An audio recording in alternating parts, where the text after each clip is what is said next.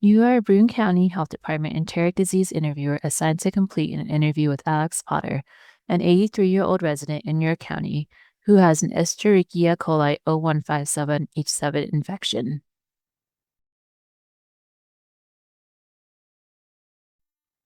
In this video, you'll hear Robin, a health department interviewer, conduct an interview with Sarah Potter, the daughter of a Broome County resident who passed away as a result of complications from an E. coli 0157H7 infection. This video models how to navigate an interview with the next of kin of a deceased person.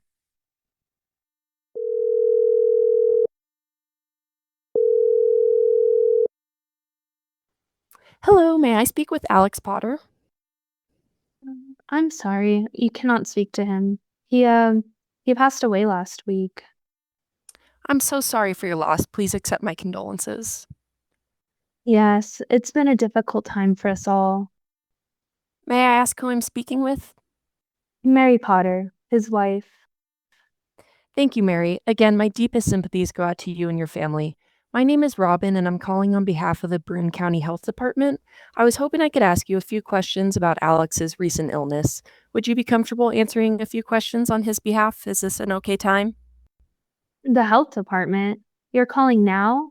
Can't you leave us in peace while we mourn? I don't know what help you are now. He died.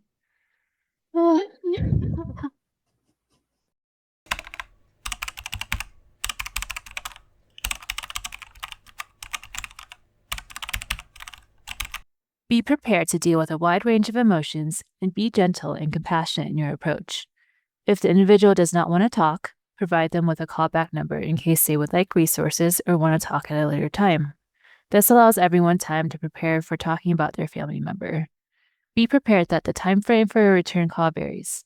Sometimes people want to talk right away, other times you may not hear back from them for a month or longer.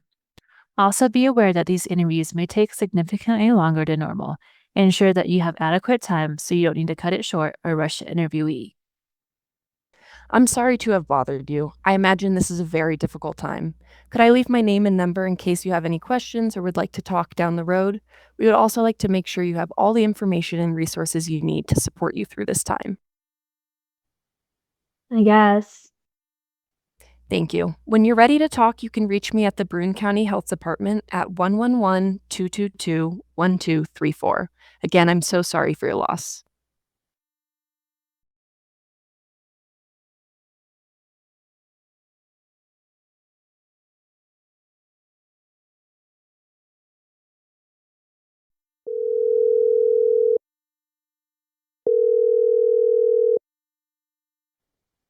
Hi, I'd like to speak with Robin. She called a couple days ago about my father who passed away. Hi, yes, that was me. Thanks for calling me back. I'm sorry to hear of your family's loss. How are you managing? Oh, all right. My mom is really struggling. She said you had some questions about my dad's illness.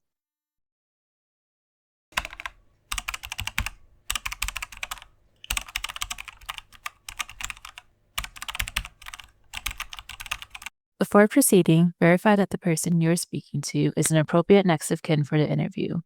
Generally, this can be a spouse, adult child, parent, sibling, or other family member of a deceased individual.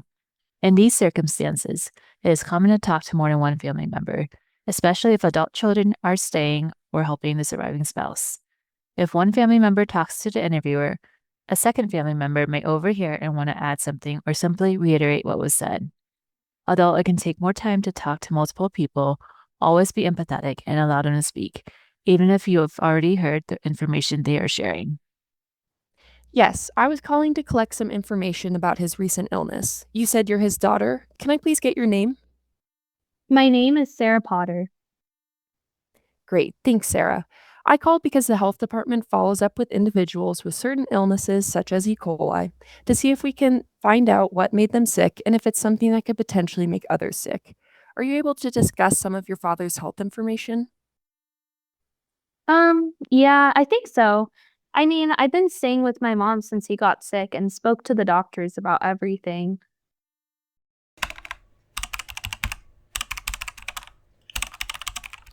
Express empathy and start the interview by verifying patient information as you would in any other interview.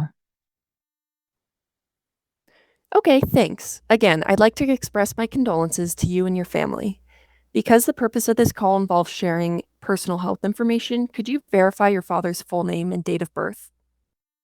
Yes, it's Alex Potter, and his date of birth is January 1st, 1942.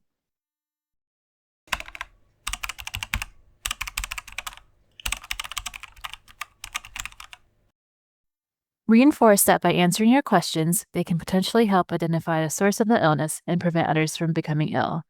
Be prepared to offer resources and support as appropriate. This may include grief support and illness prevention education. It can be helpful to have relevant resources on hand, such as local grief support services that you may connect the family to. Also, be prepared to answer questions about whether you know the source of the illness and what additional steps you are taking. Great, thanks. I just want to make sure we're speaking about the same person. I imagine this is a difficult time, however, we would like to learn more about the symptoms he had, when he became ill, and where he may have been exposed to the E. coli. We would also like to make sure that you have all the information and resources you need. Does that sound okay? Sure, that will be fine. Thank you. I also want to let you know that all the information we talk about will be kept confidential and not shared with others. We only use this information to try and help us understand what he may have gotten sick from and prevent others from also becoming ill. Okay, I'll do my best.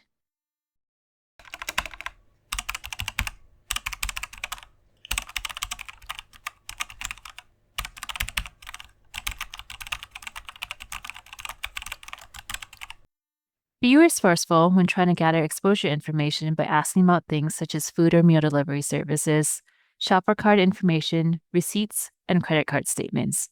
Asking about food allergies or aversions can also help narrow down exposures.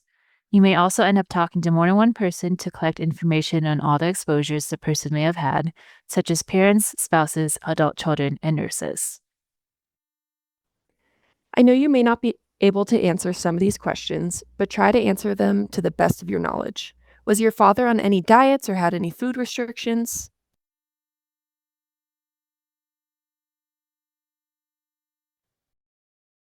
Thank you for going through these questions with me. I think we were able to get most of the questions answered, but I was wondering if you were able to look up the meals your parents had delivered from the Happy Meal delivery company you mentioned. Oftentimes, you can look up your account information to see what was ordered. And if your mom would also be willing to look through their credit card receipts to confirm meals they ate out prior to him becoming ill, that would be great. Do you think she'd be willing to share this information? Yeah, I can talk to her, and I think I can get her to look through their receipts. Thank you, Sarah. Please give me a call back if you're able to get that information. Again, my deepest sympathies go out to you and your family. I appreciate the time you have taken to talk to me, especially during this difficult time. What questions do you have for me?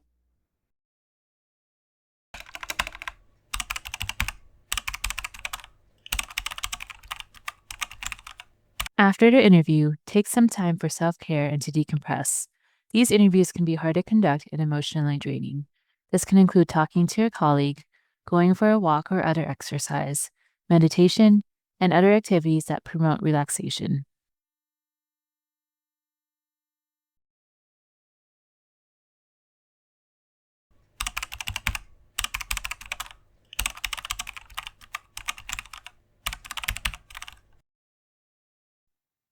Be prepared to respond to a wide range of emotions. Some people may want to talk about their family member, while others do not. Regardless, be gentle and empathetic in your approach. If the individual does not want to talk, provide them with a callback number in case they would like resources or want to talk at a later time. Verify that the person is an appropriate next of kin for the interview. This can be a spouse, adult child, parent, or sibling. It is common to talk to more than one family member in these circumstances. Always be compassionate and allow them to speak, even if you already heard the information they are sharing. Express empathy and start by verifying patient information as you would in any other interview. Reinforce that they are helping their community by talking to you. Also, be prepared to answer questions about whether you know what caused the illness and what additional steps you are taking to prevent others from becoming ill. Be resourceful when trying to gather exposure information. Details on food or meal delivery services, shopper card information, receipts, credit card statements, and food allergies or aversions can help narrow down exposures. These interviews can be hard to conduct and emotionally draining. After the interview, make sure you take some time for self-care and to decompress. This can include talking to a colleague, going for a walk or other form of exercise, meditation, and other activities that promote relaxation.